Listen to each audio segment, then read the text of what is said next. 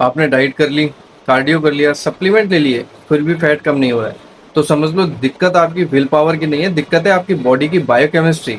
आज मैं आपको बताऊंगा कि इंसुलिन, लेप्टिन, ग्रेलिन, कोर्टिसोल और थायराइड जैसे हार्मोन आपकी फैट लॉस जर्नी को कैसे रोकते हैं, और इनके हैक बताऊंगा जिससे आप फैट लॉस शुरू कर सकते हैं।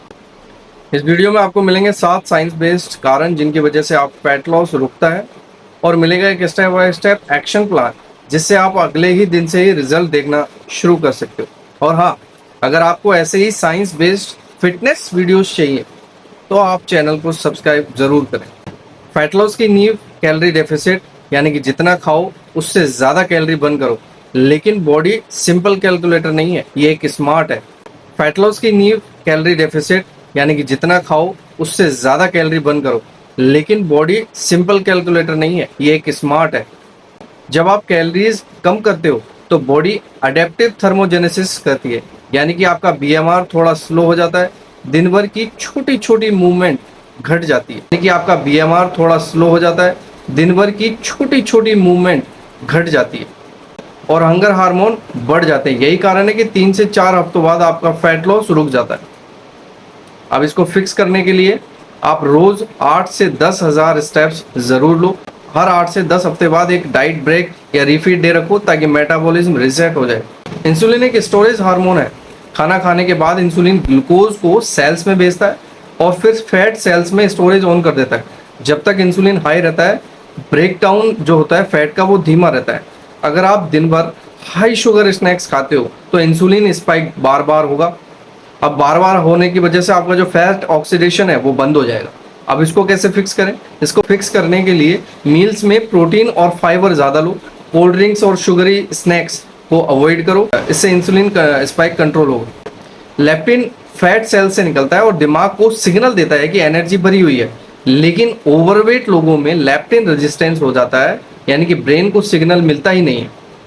दूसरा हार्मोन जो होता है वो होता है ग्रेलिन, जो पेट से निकलता है, मतलब और भूख को बढ़ाता है। कम नींद लेने पर ग्रेलिन हार्मोन हाई हो जाता है और लेप्टिन लो हो जाता है, जिसकी वजह से क्रेविंग्स जो होती है वो डबल हो जाती है। अब इसको कैसे फिक्स करें? रोजाना 7 से 8 घंटे की नींद लीजिए और दिन की पहली मील हाई प्रोटीन रखिए।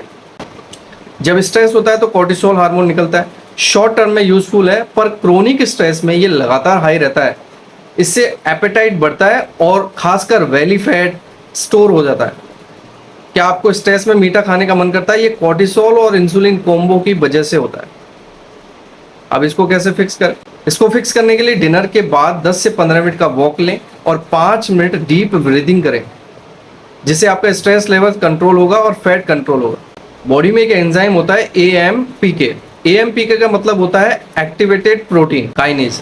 ये एक महत्वपूर्ण एंजाइम है जो शरीर में काम करने वाले प्रोटीन है। ये एक बहुत ही महत्वपूर्ण एंजाइम है जो आपकी एनर्जी बैलेंस को कंट्रोल करता है। आसान भाषा में समझाता हूँ, जब आपके शरीर में एनर्जी कम हो जाती है, जैसे कि आप फास्टिंग करते हो, वर्कआउट करते हो, कैलोरी डेफिशिएट पे जाते हो, ज़्यादा मेहनत करते हो, तब आपका जो AMPK एक्टिवेट हो जाता है और फिर ये दो काम करता है, एक एनर्जी बचाने का काम और एक एनर्जी बनाने का काम। एनर्जी बचाने के लिए बॉडी के अंदर जो प्रोसेस एनर्जी खर्च कर रहा है, जैसे फैट स्टोरेज में, प्रोटीन सिंथेसिस में, उन्हें स्लो डाउन कर देता है।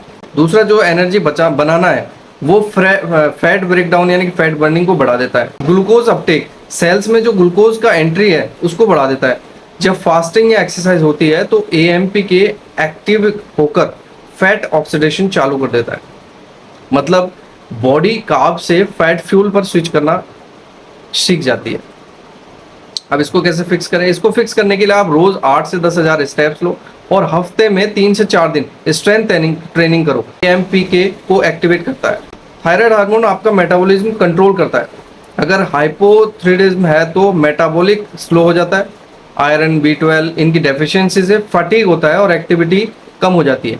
महिलाओं में PCOS या इंसुलिन रेजिस्टेंस भी फैट लॉस को रोक देते हैं।